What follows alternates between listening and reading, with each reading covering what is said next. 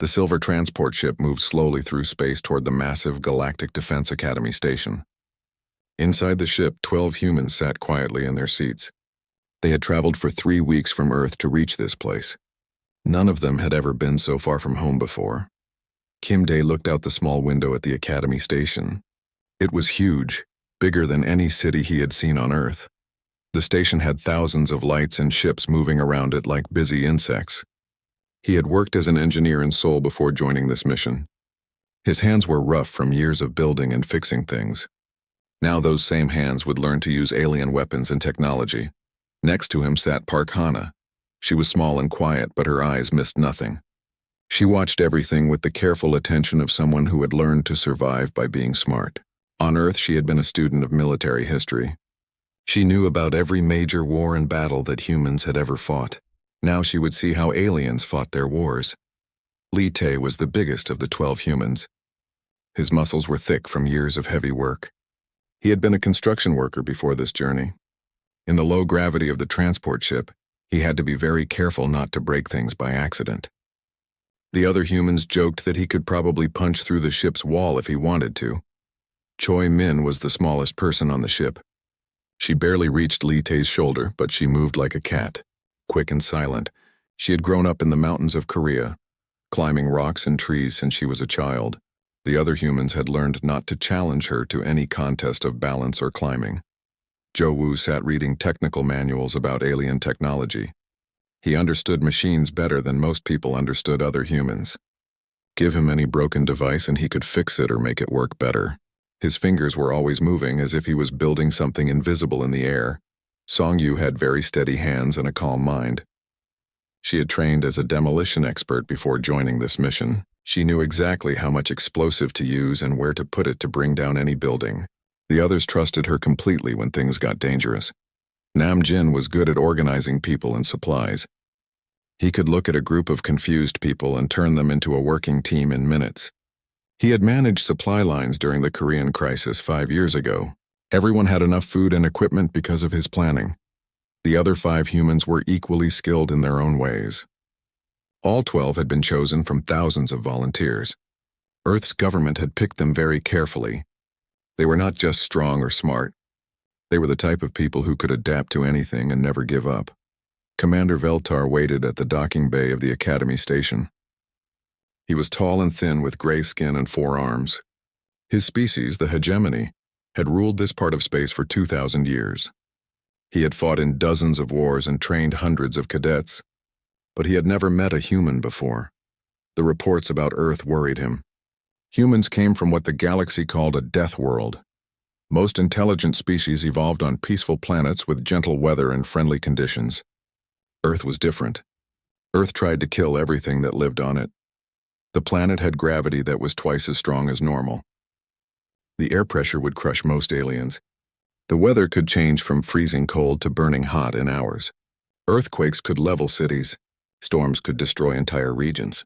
Humans had survived all of this and learned to fight each other at the same time. Veltar had read the reports about human wars. These creatures fought battles that lasted for years. They built weapons that could destroy entire cities. When they ran out of bullets, they fought with knives. When they ran out of knives, they fought with rocks. When they ran out of rocks, they fought with their bare hands. It was madness. The worst part was that humans seemed to enjoy fighting. Other species fought only when they had to. Humans wrote songs about their battles. They built monuments to remember their wars. They told stories about their greatest fighters as if they were heroes instead of killers. Now 12 of these dangerous creatures were coming to the most prestigious military academy in the galaxy. The council had voted to invite them only because the last war had gone very badly. The Cathari invasion had broken through 3 defensive lines that should have been impossible to cross. Thousands of worlds had been lost before the enemy was finally stopped. Some council members thought that humans might have useful ideas about warfare. Others believed that bringing Deathworlders into civilized space was extremely dangerous. Veltar agreed with the second group, but he was a soldier. He followed orders even when he disagreed with them. The transport ship docked with a soft thud. Veltar straightened his uniform and prepared to meet the humans. He expected them to be large and violent, like the barbarian warriors from ancient stories. He expected them to carry primitive weapons and speak in loud, rough voices. The airlock opened with a hiss of equalizing pressure. The first human to step out was Kim Day. He was average height with dark hair and intelligent eyes. He wore a simple uniform and carried a small bag. He looked around the docking bay with curious interest, not fear or aggression. One by one, the other humans emerged from their ship. They were not the savage monsters that Veltar had expected. They looked like ordinary people. Some were tall, some were short, some were young, some were older. They moved with confidence but not arrogance. They spoke quietly to each other in their strange language. Park Hana noticed Veltar immediately. She observed his stance, his uniform, the weapons his guards carried, and the layout of the docking bay. All of this information went into her memory for later use. She had learned long ago that survival often depended on knowing more about your surroundings than anyone else. Li Te moved carefully in the station's artificial gravity. It was weaker than Earth's gravity, which made him feel like he might float away if he moved too quickly. He had trained for this during the journey, but it still felt strange. He wondered if he would accidentally break something important before he learned to control his strength. The other aliens in the docking bay stared at the humans with mixture of curiosity and concern. Most had never seen a Deathworlder before. These humans looked so normal, so ordinary. It was hard to believe that they came from a world that would kill most galactic citizens within hours. Veltar approached the group of humans. "Welcome to the Galactic Defense Academy," he said in the common galactic language. "I am Commander Veltar. I will be responsible for your orientation and initial training." Kim Day stepped forward and bowed slightly. "Thank you, Commander. We are honored to be here. We hope to learn much from your academy, and perhaps share some of our own knowledge in return." His politeness surprised Veltar. The reports had described humans as aggressive and unpredictable. This one seemed calm and respectful. Perhaps the reports had been exaggerated. "Follow me," Veltar said. "I will show you to your quarters and explain the Academy's rules and procedures." As they walked through the station's corridors, the humans looked around with obvious interest. Everything was new to them. The architecture, the technology, the other species they encountered. But they adapted quickly, asking intelligent questions and paying attention to every detail. Veltar began to think that training these humans might not be as difficult as he had feared. They seemed capable of learning and following instructions. Perhaps they could be civilized after all. He had no idea how wrong he was about that. The Galactic Defense Academy was built around the peaceful world of Sanctuary Prime. The planet below had soft green grass, gentle rivers, and weather that never changed much from day to day. The worst storm anyone could remember was a light rain that lasted 3 hours. It was the perfect place to train future military officers in a calm and controlled environment. Captain Mordan had been an instructor at the academy for 30 years. He was a Zenthari, a species known for their discipline and attention to detail. His blue skin was marked with the ritual scars that showed his rank and achievements. He took great pride in turning wild young cadets into proper officers who followed rules and respected tradition. When he received orders to train the human cadets, Morden was not pleased. These Deathworlders had been assigned to Training Group Omega, which was usually reserved for the weakest students. The ones who needed extra help to meet basic standards. Morden had turned many such students into decent officers, but it always took patience and firm discipline. The 12 humans were given quarters in the older section of the academy. Their rooms were small but comfortable by galactic standards. However, the humans found everything strange. The beds were too soft for people used to sleeping on firm surfaces. The lights were too dim for eyes adapted to Earth's bright sun. The air was too clean for lungs accustomed to industrial pollution. On their first morning, the humans reported to Training Hall 7 for basic orientation. Morden stood at attention in his crisp uniform, ready to begin the long process of civilizing these barbarians. Around the hall, cadets from 17 other species watched with curious amusement. Most had heard stories about the dangerous Deathworlders and expected to see savage warriors. Kim Day entered the hall first, followed by the other humans. They moved in a loose formation that looked casual, but kept them all within supporting distance of each other. This was a habit learned from years of living on a world where danger could come from any direction at any time. "Welcome to your first day of training," Mordan announced in the common language. "You will learn to use standard galactic weapons, Follow proper military procedures and conduct yourselves as officers in the Galactic Defense Force. Is this understood? Yes, Sir, the humans replied together. Their voices were calm and respectful, which surprised some of the watching cadets. Mordan began with basic weapons training. He showed them a standard pulse rifle, the most common weapon in the galaxy. It was reliable, easy to maintain, and had been unchanged for over a century. This weapon has been perfected through generations of use, he explained. It requires no modifications or improvements. Kim Day raised his hand. Sir, may I examine the weapon more closely? Mordan nodded and handed him the rifle. Kim Day turned it over in his hands, his engineer's eyes noting every detail. He found the power coupling, the targeting system, the cooling vents. Within minutes, he had identified several design inefficiencies that could be easily corrected. Sir, Kim Day said politely, I believe the power flow could be improved by redirecting the energy through a secondary coil. This would increase efficiency by approximately 30% while reducing heat buildup. The hall fell silent. No cadet had ever suggested improvements to standard equipment on their first day. Most species spent years learning to use existing technology before they even thought about changing it. Mordan's face showed his displeasure. Cadet Kim, you will learn to use equipment as designed. Personal modifications are not permitted. Of course, sir, Kim Day replied. But that evening, in the privacy of their quarters, he sketched out his ideas and shared them with the other humans. The next day brought tactical training. Mordan presented a standard scenario used to teach basic strategy. A small force had to defend a position against a larger enemy. The correct solution, taught for decades, was to establish defensive lines, conserve ammunition, and hold out until reinforcements arrived. Park Hana studied the scenario for exactly 90 seconds before raising her hand. Sir, why don't we attack their supply lines instead of waiting here? Mordan blinked in surprise. Because, Cadet Park, this is a defensive exercise. The objective is to hold your position. But sir, Park Hana continued, if we eliminate their supplies, they will have to retreat. Then we won't need to defend anything. Other cadets began to murmur among themselves. The human had completely ignored the exercise's basic premise. She was treating it as if the rules could be changed. The scenario parameters are fixed. Cadet Park, you must work within the established framework. Park Hana nodded respectfully, but she spent the rest of the class mentally redesigning the entire scenario. To her, the established framework was just a starting point, not a limitation.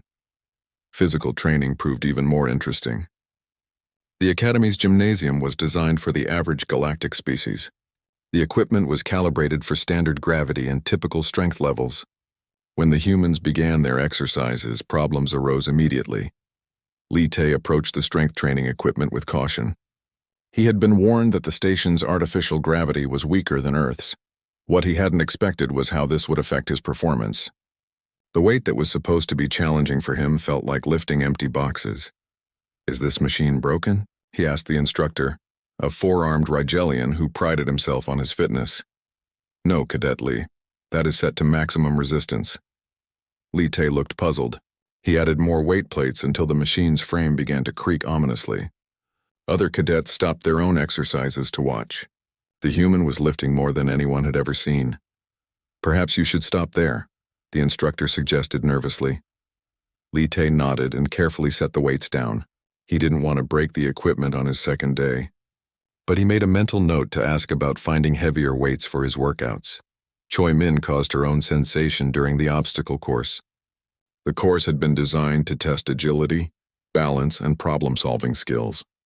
It included walls that were supposedly too high to climb, gaps that were too wide to jump, and barriers that required careful planning to overcome. Choi Min completed the entire course in record time by ignoring most of the intended solutions. When she encountered the unclimbable wall, she found tiny irregularities in its surface that other species couldn't even see. Her fingers and toes, strengthened by years of mountain climbing, found holds where none were supposed to exist. How did you do that? Asked a Zenthari cadet who had been struggling with the same wall for weeks. On Earth, if there's no way up, you make one, Choi Min replied simply. The most disturbing incident occurred during team exercises. Morden had designed a complex scenario requiring careful coordination between multiple cadets. Each team member had specific roles and responsibilities. Communication was supposed to flow through established chains of command. The 12 humans were divided into 3 teams of 4 for the exercise. What happened next baffled every instructor present. Without any apparent communication, the 3 teams began moving in perfect synchronization. They anticipated each other's actions, covered each other's positions, and adapted to changing conditions as if they shared a single mind. "How are they coordinating?" Morden asked his assistant. "I don't see any comm signals or hand signals." The assistant checked all monitoring equipment. "No artificial communication detected, sir. They appear to be operating on instinct alone." When questioned afterward, the human seemed confused by the instructor's amazement. Zhou Wu tried to explain. "We trust each other. When you know your team, you know what they will do." "But you have only known each other for a few weeks," Morden protested. "That's enough time," Park Hana said. "We are all from the same world. We understand how each other thinks." This explanation satisfied no one. Most galactic species required months of training to achieve basic team coordination. These humans had achieved something approaching telepathic cooperation in mere days. As the first week concluded, reports about the human cadets spread throughout the academy. Instructors shared stories in the faculty lounge. Senior cadets watched Training Group Omega with growing curiosity. Even the academy's commandant received daily briefings about the strange Deathworlders. The humans, meanwhile, adapted to their new environment with typical efficiency. They learned the academy's rules and followed them precisely. They studied galactic military history and absorbed lessons about alien tactics. They treated every instructor with proper respect and completed every assignment. But underneath this surface compliance, something else was happening. The humans were analyzing everything they encountered. They studied not just what they were taught, but why it was taught that way. They looked for weaknesses in established systems and better ways to accomplish objectives. Most importantly, they were learning that the rest of the galaxy approached warfare very differently than humans did. Other species fought to achieve specific objectives with minimal losses. They followed rules and respected limitations. They saw war as a regrettable necessity that should be conducted with proper restraint. Humans, the Academy was beginning to realize, saw war as a problem to be solved by any means necessary. And they were very good at solving problems. By the end of their second week, even Captain Mordan had to admit that these Deathworlders were unlike any cadets he had ever trained. They were not the savage barbarians he had expected. Instead, they were something potentially far more dangerous. They were innovators. The Academy's most famous training exercise was called the Siege of Corvani. Every military student in the galaxy knew the story behind it. 100 years ago, Admiral Thexnell had commanded the fortress world of Corvani when enemy forces surrounded it completely. The enemy had more ships, more soldiers, and better weapons. Everyone expected Corvani to fall within days. Instead, Admiral Thexnell held the fortress for 6 months. He used brilliant defensive strategies, careful resource management, and perfect timing to keep his forces alive until help arrived. When the relief fleet finally broke through, they found Corvani still standing strong. The siege became the greatest defensive victory in galactic history. The Academy had turned this battle into a training simulation. The computer recreated every detail of the original siege. Students commanded the same fortress, faced the same impossible odds, and had access to the same limited resources that Admiral Thexnell had used. In 200 years of operation, only 12 teams had ever completed the simulation successfully. The fastest completion time belonged to a group of elite Zenthari commandos who finished in 4 hours and 37 minutes. These commandos later became legends in the galactic military. Their names were carved on a monument in the Academy's main hall. Most teams failed completely. The simulation was designed to be nearly impossible. Students who attempted it usually learned valuable lessons about resource management, defensive strategy, and accepting defeat gracefully. The important thing was not winning, but understanding why winning was so difficult. Academy Commandant Velexidus had overseen the Corvani simulation for 20 years. He was a tall, elegant being from the Hegemony High Command. His species had evolved on a world where intelligence was more important than strength, and patience was more valuable than speed. He understood warfare as a careful balance of competing forces. Every year, the Academy's top graduating class attempted the Corvani simulation as their final examination. It was a tradition that went back centuries. Success meant honor, respect, and the best military postings in the galaxy. Failure meant additional training and questions about one's fitness for command. This year's designated team was Training Group Alpha, composed of the Academy's most promising students.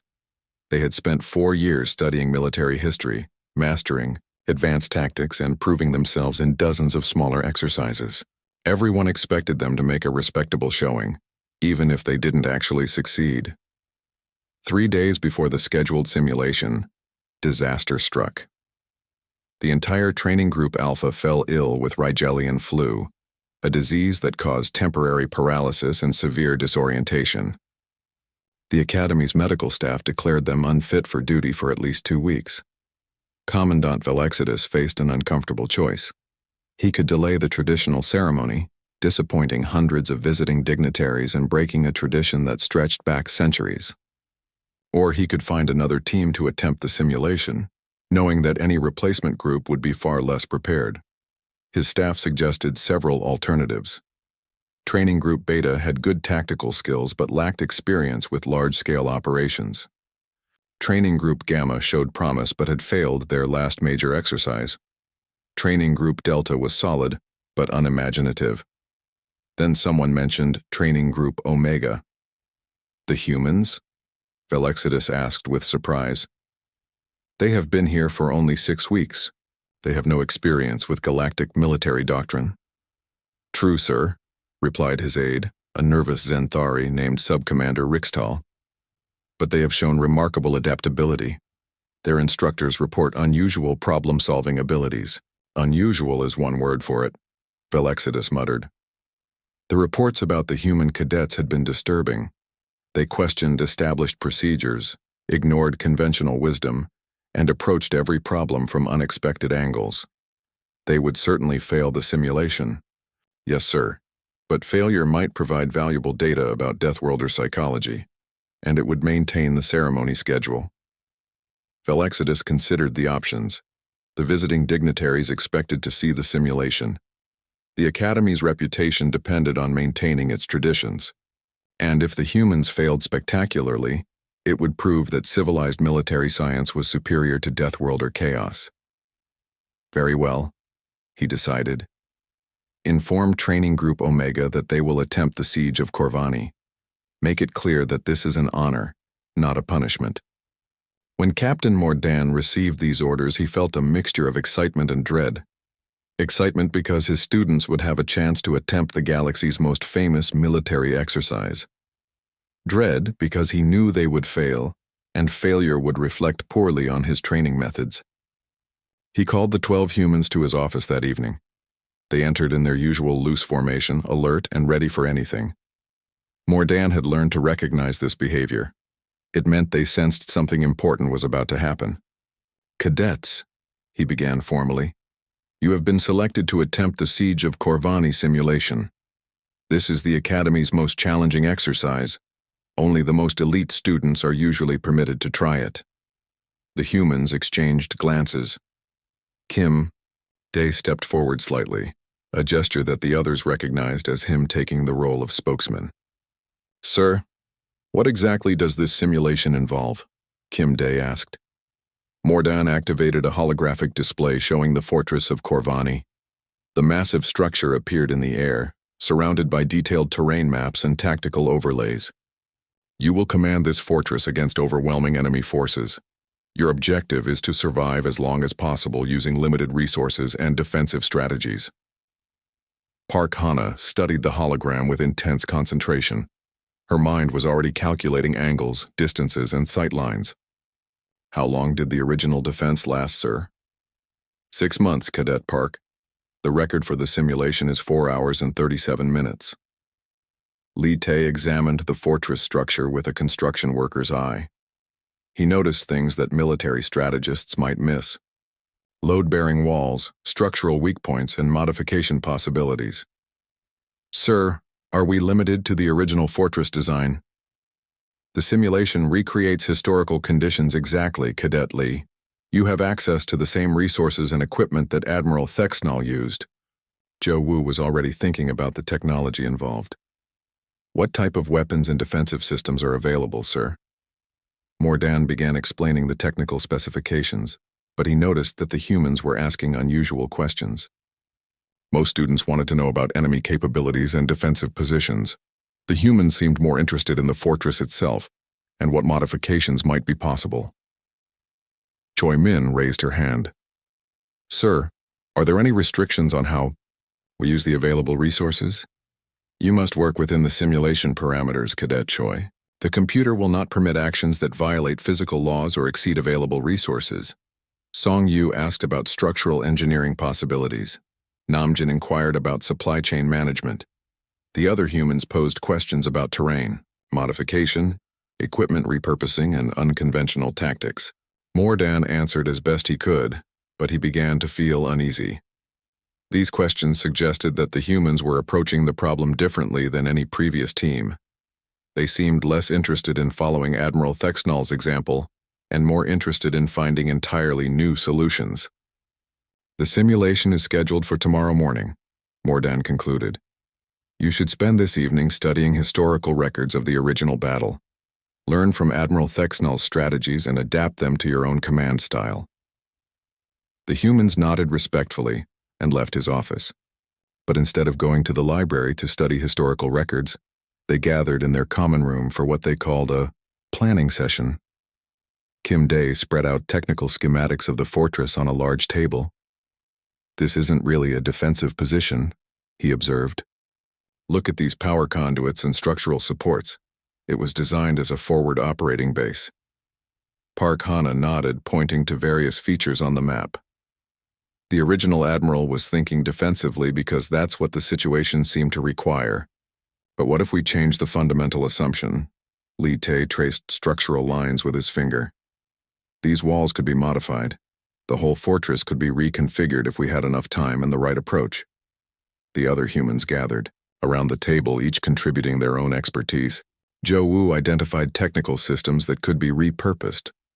Choi Min found infiltration routes that might work in reverse. Song Yu calculated demolition possibilities that could reshape the entire battlefield. As the evening progressed, their discussion grew more intense. They weren't planning to survive a siege. They were planning something that no military academy in the galaxy had ever imagined. They were planning to win. By midnight, they had developed a strategy that would have horrified every military instructor in the academy. It violated conventional wisdom, ignored established doctrine, and depended on tactics that had never been tested in civilized warfare. It was, in other words, a perfectly human approach to an impossible problem. As they finally went to their quarters to rest, Kim Dae made a quiet comment that would have terrified the Academy's Lee. Dership if they had heard it. Tomorrow we're going to show them how Earth fights wars. The other humans smiled. They had been polite students for 6 weeks, learning galactic ways and following alien rules. Tomorrow they would remind the galaxy why their homeworld was called a death world. Tomorrow they would be themselves again. The simulation chamber was the largest room in the Academy. Its walls could project realistic battle environments that looked and felt completely real. Advanced computers controlled thousands of simulated enemy units, each programmed with sophisticated artificial intelligence. The chamber had hosted some of the most challenging military exercises in galactic history. Academy Commandant Velexidus sat in the observation deck with 50 visiting dignitaries from across the galaxy. Military leaders, government officials, and Academy graduates had come to witness the traditional ceremony. Below them, technicians made final preparations for the Siege of Corvani simulation. I understand we have some unusual participants today, commented General Brixcon of the Zenthari Defense Force. He was a legend in military circles, having won 17 major battles during the Outer Rim Wars. Yes, Velexidus replied carefully. The human cadets from the Death World, Earth. They are participating due to unforeseen circumstances, with our regular team. Deathworlders, mused Admiral Toxara of the Hegemony Navy. I have read the reports about their planet. Fascinating that any intelligent species could evolve under such conditions. In the preparation chamber, the 12 humans conducted their final equipment check. They wore standard academy uniforms and carried regulation equipment. Nothing about their appearance suggested they were about to attempt something unprecedented in galactic military history. Captain Morden reviewed the mission parameters one last time. Remember, your objective is to hold the fortress as long as possible. The enemy force consists of 300,000 simulated troops with advanced weapons and siege equipment. They will attack from all sides simultaneously. Kim Day nodded politely. Understood, sir. Hold the fortress and survive as long as possible. The simulation will begin with enemy forces already in position around the fortress. You will have 30 minutes to review your defenses and prepare for the initial assault. Use this time wisely. The humans entered the simulation chamber as the environment activated around them. The peaceful academy room transformed into the fortress of Corvani, exactly as it had appeared 100 years ago. Massive stone walls rose 60 meters high, topped with energy weapon emplacements and defensive shields. The fortress commanded a strategic position on high ground, surrounded by open terrain that provided clear fields of fire. In the observation deck, military experts settled in for a long watch. The fastest successful completion had taken over 4 hours. Most teams lasted 90 minutes before admitting defeat. A few exceptional groups had held out for 3 hours before the overwhelming enemy forces crushed their defenses. The humans appear to be conducting a standard defensive assessment, reported the simulation operator, watching displays that showed the cadets' movements inside the fortress. But the displays didn't show what the humans were actually discussing. Kim Day stood at the highest observation point, studying the terrain with an engineer's eye rather than a soldier's. The fortress sits on unstable ground, he observed quietly. Look at the geological formations. Park Hana was examining weapon emplacements, but not to plan their defensive use. These energy cannons have twice the power capacity they're currently using. The safety restrictions are purely software-based. Li Te moved through the fortress's lower levels, studying structural supports and foundation systems. The whole building is basically sitting on a network of natural caves and underground rivers. Very interesting architecture. The other humans spread throughout the fortress with practiced efficiency. To the observers, they appeared to be taking defensive positions and preparing for the coming siege. In reality, they were conducting reconnaissance for an operation that would have been incomprehensible to any civilized military mind. Zhou Wu found the fortress's main power systems and began what looked like routine maintenance checks. Song Yu examined storage areas and supply depots with the careful attention of someone planning inventory management. Nam Jin coordinated their movements with quiet hand signals that ensured perfect team coordination.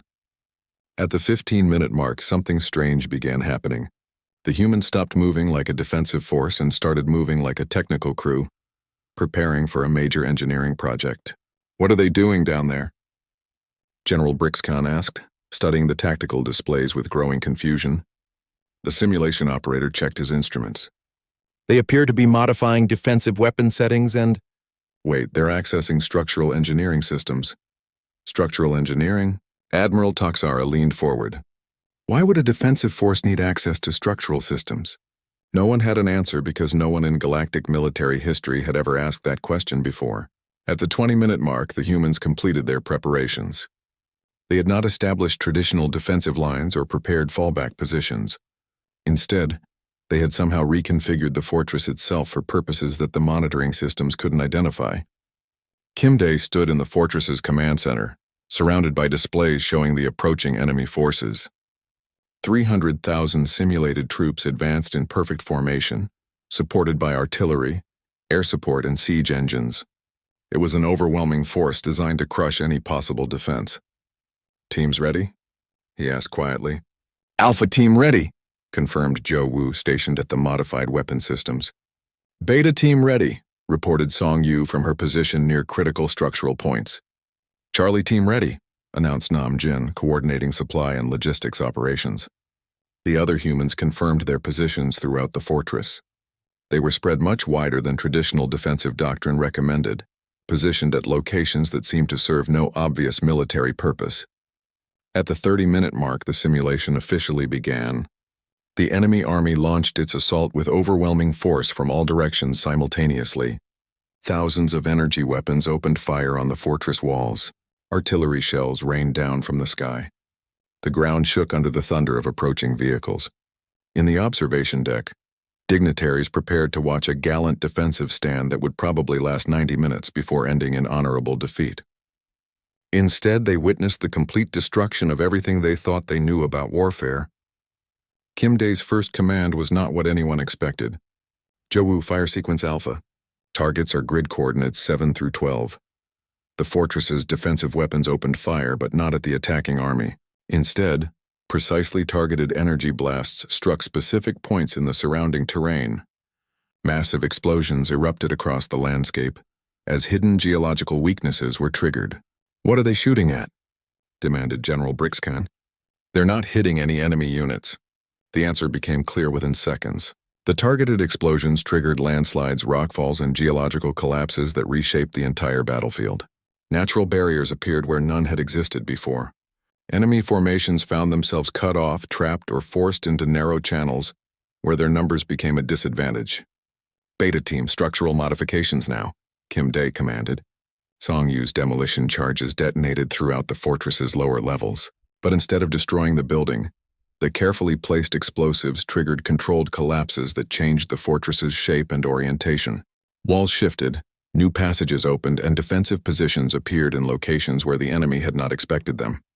The attacking army, programmed to assault the original fortress design, suddenly found itself attacking a completely different structure. Their battle plans, based on detailed reconnaissance of the fortress's layout, became instantly obsolete. In the observation deck, silence fell as military experts tried to understand what they were witnessing. The humans had not just modified their tactics, they had modified the battlefield itself. "This is impossible," whispered Admiral Toxera. "You cannot change terrain during a battle. It violates every principle of military science." On Earth, changing terrain during battle was called combat engineering. It was a standard part of human warfare. But the galaxy had never developed this concept because most planets were too stable and most species too cautious to attempt such dangerous modifications. "Charlie Team, supply runs beginning," Kim Dae announced. Namjin's logistics operation swung into action, but not to distribute ammunition and medical supplies as expected. Instead, his team began moving equipment to positions throughout the modified battlefield. They weren't supplying a defensive siege, they were supplying an offensive campaign. At the 7-minute mark, the true nature of the human strategy became clear. They weren't defending the fortress at all. They had turned it into a forward operating base for a full-scale attack against the besieging army. Li Tae led the first assault team out of hidden passages that hadn't existed when the simulation began. Moving through terrain they had her shaped to their advantage. The humans struck at enemy command posts with devastating precision. Choi Min. By the 12-minute mark, the siege of Corvani simulation had become something that no computer program or military strategist had ever anticipated. The careful order of galactic warfare had collapsed into what could only be described as controlled chaos directed by human intelligence. Kim Dae coordinated the entire operation from a command post that hadn't existed in the original fortress design. His team had carved out a new command center using controlled explosions and structural modifications. From this position, he could see the entire battlefield and direct his forces with precision that astounded the watching military experts. "Joe Wu, target grid 15 through 22. We need a channel for Charlie Team's advance." More energy blasts struck the landscape, but now the observers understood what they were seeing. The humans were using the fortress's defensive weapons as geological engineering tools. Each shot was calculated to trigger specific terrain changes that benefited their tactical situation. Underground rivers were diverted to create flooding in enemy positions. Natural gas pockets were ignited to create barriers of fire. Rock formations were collapsed to build defensive walls exactly where human forces needed them. The humans had turned the planet itself into a weapon. General Brixcan watched in stunned disbelief as his understanding of military science crumbled. "They're not following any recognizable doctrine.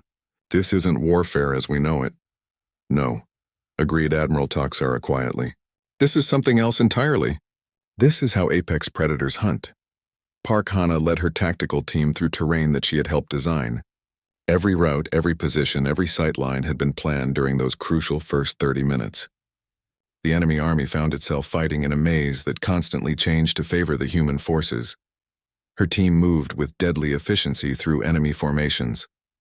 They struck command centers, destroyed supply lines, and eliminated key personnel before vanishing into passages that led back to the safety of the modified fortress. The enemy couldn't predict their movements because the terrain they moved through was being created in real time. Beta team, advancing to position 12, she reported calmly, as if leading a routine training exercise rather than revolutionizing galactic military theory. Li Tei's assault operations had expanded beyond anything the simulation was designed to handle.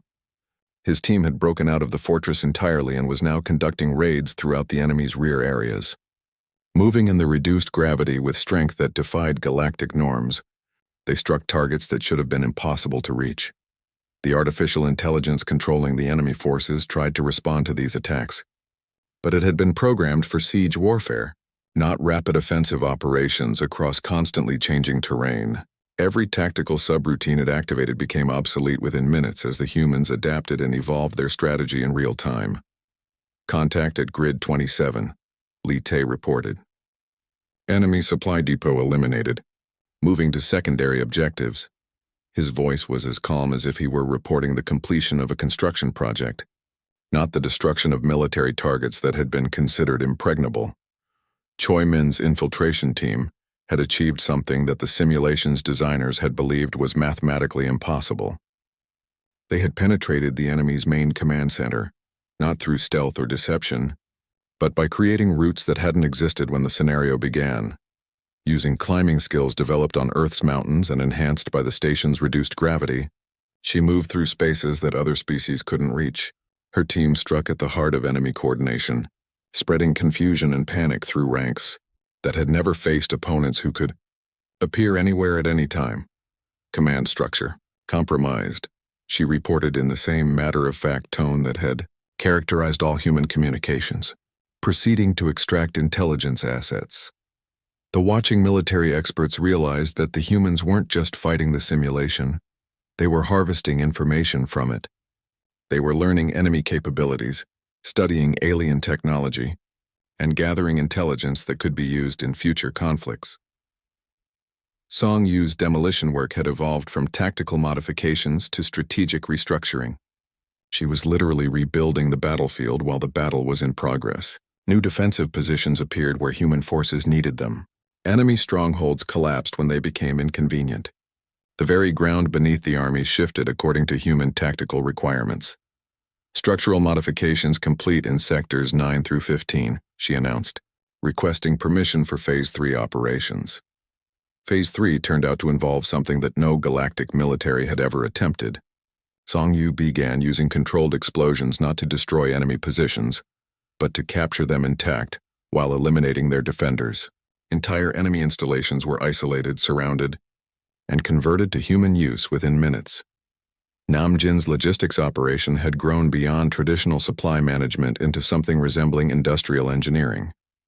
His teams were not only keeping human forces supplied, but were also processing captured enemy equipment for immediate use. The humans demonstrated an ability to analyze, understand, and repurpose alien technology at speeds that seemed impossible. Equipment designed for other species was modified for human use in real time. Enemy weapons were captured and turned against their former owners before the original users had time to understand what was happening. Supply lines established to all forward positions, Namjin reported. Captured assets integration proceeding ahead of schedule. The remaining human team members had spread throughout the battle zone, each contributing specialized skills that the galaxy didn't know existed. They moved like parts of a single organism, anticipating each other's needs and actions with coordination that transcended normal military communication. At the 15-minute mark, the true scope of human achievement became clear. They had not only survived the overwhelming enemy assault, they had reversed it entirely.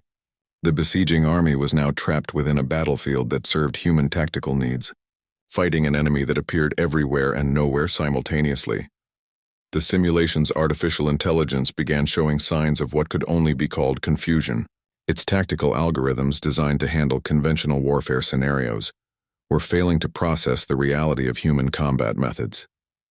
Error messages appeared on monitoring screens as the computer struggled to categorize actions that had no precedent in galactic military databases. The AI is breaking down, reported the simulation operator with obvious distress. It can't process what the humans are doing. None of their actions fit existing tactical models.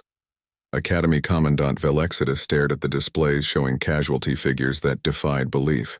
The enemy army, designed to be overwhelming and unstoppable, was being systematically destroyed by a force 1/25th its size. More disturbing was the efficiency of the destruction. The humans weren't just winning. They were demonstrating complete dominance over an enemy that should have crushed them effortlessly. At the 17-minute mark, something unprecedented occurred. The enemy army attempted a full retreat. This was not programmed into the simulation. The AI had concluded that continuing the battle was futile and had activated emergency withdrawal protocols that were supposed to be used only in the event of catastrophic system failure. The humans, rather than celebrating their impossible victory, pursued the retreating forces with systematic precision, not to destroy them completely, but to capture their equipment, study their tactics, and gather intelligence about their capabilities. Pursuit teams maintain pressure but prioritize intelligence gathering, Kim Day commanded. We want to learn everything we can about how they fight.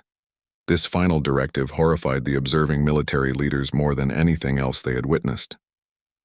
The humans had not only achieved an impossible victory, they had done it while treating the entire engagement as a learning experience. They had turned the galaxy's most challenging military simulation into a training exercise for themselves. At the 18-minute mark, the simulation registered something that had never occurred in its 200-year history. Complete tactical victory by the defending force. Not survival, not successful defense, but total victory achieved through offensive operations that had eliminated the need for defense entirely.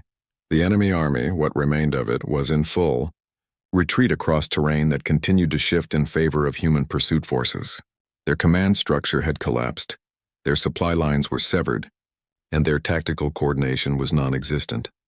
At the 20-minute mark, Kim Day made the final command that would be remembered throughout galactic history.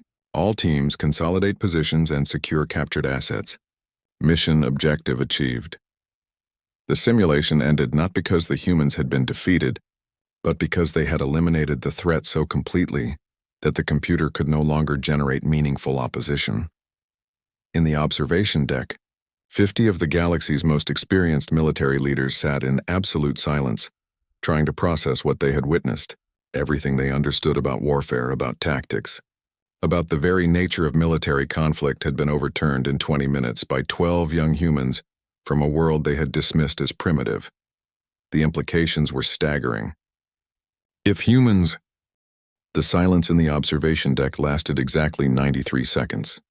Academy Commandant Velexidus timed it himself, though he didn't understand why such a detail seemed important.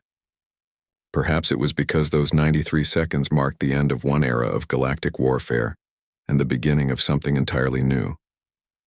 General Brixcon was the first to speak, his voice barely above a whisper. Run full diagnostics on all systems. Check every parameter, every algorithm, every line of code. There must be an error. The simulation technicians worked frantically at their consoles, running test after test. The results came back the same every time. All systems had functioned perfectly. The simulation had operated exactly as designed. The impossible had simply become reality. No malfunctions detected, sir, reported the chief technician. All data logs confirm accurate simulation parameters. The exercise functioned normally. Normally? Admiral Toxera laughed, but there was no humor in the sound. Nothing about the last 20 minutes was normal. These humans just destroyed our understanding of military science. In the aftermath chamber, the 12 humans stood at attention as Academy officials tried to process what had occurred. They looked exactly as they had when the simulation began. Calm, respectful, and slightly curious about the fuss being made over their performance. Captain Morden approached them with an expression of complete bewilderment. He had trained military cadets for 30 years, but nothing in his experience had prepared him for this moment. Cadets, he began, then stopped. What questions do you ask students who have just achieved the impossible? Can you explain your tactical approach? Kim Day stepped forward with the same polite manner he had shown throughout his time at the academy. Sir, we analyzed the fortress structure and realized it wasn't actually designed for pure defense. The architecture suggested it was meant to be a forward operating base that could support offensive operations if necessary. but the historical records clearly show it was used defensively. Mordan protested, "Yes, sir. Admiral Thexanol fought defensively because that's what the strategic situation required at the time. But the fortress itself was capable of much more." Parkhana added her analysis. The enemy force was configured for siege warfare against a static target. Once we changed the fundamental nature of the engagement, their tactical programming became ineffective. "You changed the fundamental nature of the engagement," Mordan repeated slowly. "You're talking about reshaping the battlefield during active combat." "Yes, sir. On Earth, terrain modification is a standard part of military engineering. We assumed it would be the same here." The casual way she said this, as if reshaping planets during battle was a routine procedure, sent chills through every military professional present. Lee Tay offered his own perspective.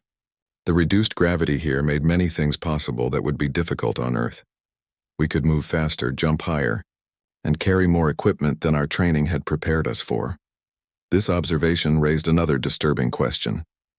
If human performance was enhanced by reduced gravity, what were their capabilities on worlds with Earth normal conditions? What happened when they fought in environments that matched their evolutionary adaptations? Choi Min spoke about infiltration techniques that had allowed her team to penetrate supposedly impregnable defenses. The Academy's security systems are designed for species that can't climb smooth surfaces or fit through small spaces. Earth's environment taught us to find paths where others see only barriers. Zhou Wu described the technical modifications that had turned defensive weapons into geological engineering tools. The energy systems had much more capacity than they were using. We simply removed the software limitations and redirected the output for more efficient applications. Song Yu explained her demolition work with the precision of an engineering professor. The fortress was built on naturally unstable ground. By understanding the geological structure, we could predict exactly how controlled explosions would affect the terrain. Nam Jin discussed logistics operations that had allowed rapid adaptation of captured enemy equipment. Human manufacturing techniques emphasize modularity and adaptability. We assumed alien technology would follow similar principles. Each explanation was delivered in the same calm, respectful tone. The humans seemed genuinely confused by the reaction their performance had generated. To them, they had simply solved a complex problem using techniques that were obvious to anyone from their background. The Academy's senior staff huddled in emergency conference while the humans waited patiently for further instructions. The implications of what had occurred were staggering and needed to be understood before news of the event spread throughout the galaxy. "We need to classify this entire incident," urged Security Director Haxvan. "If other species learn what humans are capable of, it could destabilize the entire galactic balance of power." "Too late for that," replied Communications Chief Yindar. The simulation was broadcast live to 17 military academies. Thousands of officers witnessed what happened here. Academy Commandant Velexidus reviewed the tactical analysis with growing amazement. The humans had achieved something. Beyond military victory, they had demonstrated a completely different approach to problem solving that could revolutionize every field of endeavor. "Look at these efficiency ratings," he said, pointing to statistical displays. "They accomplished their objectives using 12% of available resources." 12%. The rest was surplus they didn't even need. "What does that tell us about their full capabilities?" asked Training Director Melgon. "If this was 12% of their potential, what happens when they actually face serious opposition?" The question hung unanswered because no one wanted to consider the implications. Within hours of the simulation's end, reports began flooding military communication networks throughout the galaxy. The initial accounts were dismissed as exaggerations or errors. Surely no force could achieve such overwhelming tactical dominance in so short a time. But as more reports arrived from credible sources, the military establishments of 17 species began to accept an uncomfortable truth. The humans from the quarantined death world had not just succeeded where others had failed. They had redefined the very concept of military success. Emergency meetings were called on a dozen worlds. Military doctrines that had remained unchanged for centuries were suddenly questioned. Defense strategies were reviewed and found wanting. The comfortable assumptions that had guided galactic warfare for millennia were revealed as potentially obsolete. On Earth, initial reports of the Academy incident were received with interest, but not surprise. Human military leaders had expected their representatives to perform well. What they hadn't expected was the galaxy's reaction to standard human tactical flexibility. They're treating basic combat engineering like it's some kind of revolutionary breakthrough, commented General Harrison Chen, reviewing reports from the Academy. What did they expect our people to do, sit there and get shot at? The human military establishment began to realize that the galaxy's approach to warfare was far more limited than they had assumed. While humans had spent millennia developing increasingly sophisticated ways to win conflicts, other species had apparently focused on managing them according to established rules. Back at the Academy, the 12 human cadets found themselves the subject of intensive study. Military researchers wanted to understand their decision-making processes. Psychologists sought to analyze their coordination abilities. Engineers marveled at their improvisation skills.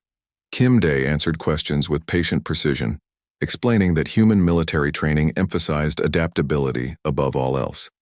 On Earth, no plan survives contact with the enemy, so we learn to improvise and overcome obstacles as they appear. But how do you coordinate such complex operations without extensive communication protocols? Asked Dr. Vextar, the Academy's leading expert on military psychology. Park Hana fielded this question. We trust each other. When you know your team and understand the mission, you can predict what needs to be done without constant communication. Trust, repeated Dr. Vextar, as if the concept was foreign to him. In galactic military doctrine, coordination depended on rigid hierarchies and detailed communication systems. The idea that effective teamwork could emerge from simple mutual confidence was revolutionary. The interviews continued for days, but the humans' explanations only deepened the mystery. Everything they described as normal procedure represented radical innovations to galactic military thinking. What they considered basic common sense challenged fundamental assumptions about warfare. 3 weeks after the simulation, Academy Commandant Velexidus received a priority communication from Galactic High Command. The message was brief but significant. Recommend immediate graduation and deployment of human cadets to active duty stations. Their capabilities are needed urgently. The recommendation came with classified attachments that Velexidus read with growing alarm. Intelligence reports from frontier regions described increasing aggressive activity by hostile species. Traditional defensive strategies were proving inadequate against enemies who seemed to have learned new tactics. The galaxy needed innovative military thinking, and the humans had proven they possessed exactly that capability. The graduation ceremony. 5 years after the Corvani incident, the galaxy had changed in ways that no one could have predicted. The 12 human cadets who had shattered a century of military tradition in 20 minutes had become legends, but their real impact went far beyond personal fame. They had triggered a revolution in thinking that spread through every aspect of galactic civilization. Kim Day now commanded a mixed-species tactical development unit on the frontier world of Kepler-7. His team consisted of officers from 12 different species, all learning to apply human-style adaptive thinking to military challenges. The results were remarkable, even by the new standards that humans had established. Report from Sector 12, sir, announced Lieutenant Vexkari, a young Xanthari officer who had requested transfer to Kim's unit specifically to learn human tactical methods. The mining dispute has been resolved without violence. Kim Day reviewed the situation report with satisfaction. A conflict that traditional, galactic diplomacy would have taken months to resolve had been settled in 3 days using what the humans called creative problem-solving. Instead of focusing on the disputed territory, his team had found a way to make the territory more valuable to both sides simultaneously. What was the key insight? He asked. Though he suspected he already knew the answer, we stopped thinking about it as a dispute over resources and started thinking about it as an opportunity for cooperation. Vexkari replied. Just like you taught us, when the problem seems impossible, change the nature of the problem. This approach had become standard throughout the galaxy's military and diplomatic services. The human concept of reframing problems had proven applicable to everything from trade negotiations to scientific research. Species that had been locked in territorial disputes for centuries were discovering mutually beneficial solutions by adopting human-style thinking. Park Hana had been assigned to the Galactic Intelligence Service. where her ability to analyze situations from unconventional angles had revolutionized threat assessment. Her reports were required reading at intelligence agencies throughout known space, not because they contained secret information, but because they revealed obvious truths that everyone else had overlooked. Her latest analysis concerned the rising power of the Cathari Empire, the same species whose invasion had prompted the galaxy to invite humans into the military academy in the first place. Traditional intelligence suggested that the Cathari were preparing for another major offensive campaign. Parkana's assessment reached a different conclusion. The Cathari aren't preparing for war, she wrote in her classified report. They're preparing for peace. Everything they're doing suggests they want to negotiate from a position of strength rather than actually fight. This insight led to diplomatic initiatives that prevented what everyone had assumed would be an inevitable conflict. The Cathari, impressed by the galaxy's new strategic thinking, agreed to comprehensive peace negotiations that resolved decades of tension. Lite commanded the construction of defensive installations on border worlds, but his projects bore little resemblance to traditional fortifications. Using principles learned from human military engineering, his facilities could adapt to changing tactical situations, transform from defensive to offensive configurations, and integrate with local terrain in ways that made them nearly invisible to enemy reconnaissance. More importantly, his construction teams included engineers from dozens of species, all trained in human approaches to problem solving. They didn't just build according to established patterns, they innovated constantly, creating defensive systems that evolved and improved with each new installation. The beauty of human engineering, explained Chief Engineer Tolvaran, a multi-armed Rigelian who had become one of Lee's most trusted assistants, is that they design everything to be changed. Other species build things to last forever unchanged. Humans build things to adapt to whatever comes next. Choi Min had found her calling in special operations, where her climbing skills and small size made her invaluable for missions that required infiltration and reconnaissance. But more significantly, she had established training programs that taught other species how to move through environments that had previously been considered impassable. Her students learned not just physical techniques, but the mental approaches that made such movement possible. The human concept of finding a way, the absolute refusal to accept that obstacles were truly insurmountable, had spread throughout galactic special forces communities. Before human training methods, noted Commander Brixtel of the elite Zenthari Rangers, we planned missions around avoiding obstacles. Now we plan missions around overcoming them. The difference in operational capability is extraordinary. Zhou Wu had been recruited by the Galactic Technology Development Consortium, where his ability to improve existing designs had led to breakthrough advances in multiple fields. His modifications to standard equipment had become so successful that Zhou Wu improvements were now standard specifications for military hardware throughout the galaxy. But his greatest contribution was educational. He established training programs that taught alien engineers to think like humans when approaching technical problems. Instead of perfecting existing designs, they learned to constantly seek better solutions. Human engineering philosophy is revolutionary, explained Dr. Hexanara, the consortium's chief researcher. Other species develop technology by refining existing concepts. Humans develop technology by asking, what if we did this completely differently? But the results speak for themselves. Song Yu's demolition. Expertise had evolved into something called strategic terrain modification, a new military discipline that other species were still struggling to understand. Her techniques for reshaping battlefields during active combat had been adopted by military forces throughout the galaxy, though few could match her precision and creativity. She now taught advanced courses at the rebuilt Galactic Defense Academy, where students from every species learned to see terrain not as a fixed obstacle, but as a moldable resource. Her classes were among the most popular and most feared at the academy. Major Song doesn't just teach demolition, observed Cadet Vexmiran, a promising young Zenthari officer. She teaches us to think of the entire universe as something we can rebuild if necessary. Namjin's logistics innovations had transformed supply chain management across the galaxy.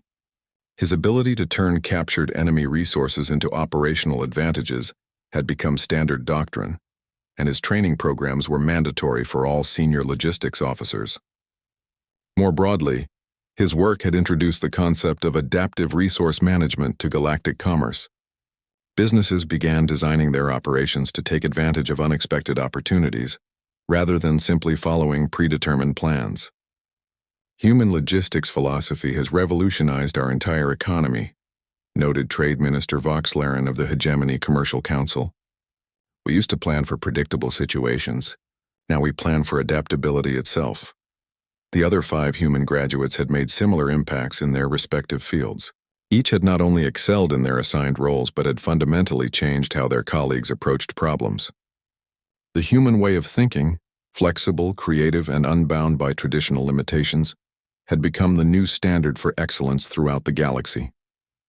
But perhaps the most significant change was generational. Young officers throughout the galaxy were growing up with human-influenced training methods. They learned to question established procedures, seek innovative solutions, and adapt constantly to changing circumstances. The Galactic Defense Academy had been completely restructured around principles derived from human tactical philosophy. The rigid, traditional curriculum that had produced generations of competent but unimaginative officers had been replaced with dynamic programs that emphasized creativity and adaptability. Academy Commandant Velexidus, now in his final year before retirement, often reflected on how completely the institution had changed since that memorable day when 12 human cadets had destroyed the siege of Corvani simulation. We thought we were teaching them our methods, he mused to his staff during a recent planning meeting. Instead, they taught us that our methods were only the beginning of what was possible. The changes went beyond military applications. Human approaches to problem-solving had been adopted by scientific research institutions, diplomatic services, and commercial enterprises. The galaxy had discovered that the techniques that made humans such effective warriors also made them extraordinary innovators in every field they entered. Research teams began approaching scientific problems like military campaigns, using human-style adaptive planning to achieve breakthroughs that had previously been considered impossible. Diplomatic Corps adopted human negotiation techniques that reframed conflicts as opportunities for mutual benefit. Even art and entertainment had been influenced by human creativity. Cultural exchange programs brought human artistic concepts to alien societies, introducing ideas about improvisation, innovation, and creative rule-breaking that revitalized stagnant cultural traditions. The quarantine around Earth had been lifted 3 years earlier, not because the planet had become less dangerous, but because the galaxy had finally understood what type of danger it represented. Earth wasn't a threat to galactic civilization. It was an evolutionary catalyst that could accelerate the development of any society willing to learn from it. Formal diplomatic relations had been established between Earth and the major galactic powers. Human advisors worked on dozens of worlds, sharing their approaches to complex problems while learning from alien perspectives on challenges they had never encountered. The exchange was beneficial to both sides. Humans gained access to advanced technologies and accumulated wisdom from civilizations thousands of years older than their own. The galaxy gained access to problem-solving methodologies that could address challenges their traditional approaches couldn't handle. But the most important change was philosophical. The galaxy had learned that survival and success came not from following established rules, but from the ability to adapt those rules to changing circumstances. The human motto of adapt, improvise, overcome had become the unofficial slogan of galactic civilization.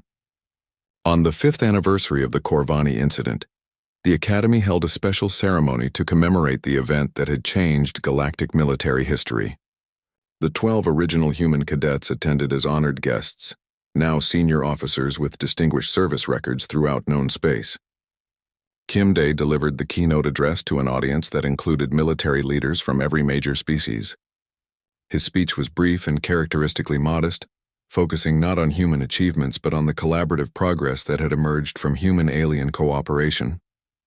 5 years ago, we came here to learn from you, he concluded. What we discovered was that learning works best when it goes both ways.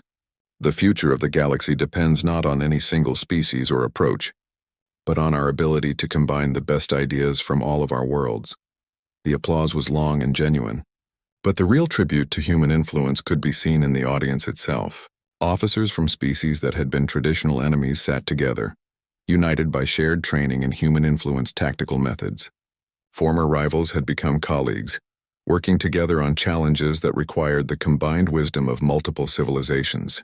As the ceremony ended and the guests dispersed to their duties throughout the galaxy, one fact was clear to everyone present. The age of rigid military doctrine and unchanging tradition was over. The future belonged to those who could adapt, innovate, and overcome any obstacle through creative thinking and cooperative effort. The 12 Deathworld trainees who had shattered a 100-year siege drill in 20 minutes had done more than win an impossible simulation. They had shown the galaxy how to win the future itself, and the greatest victory was yet to come.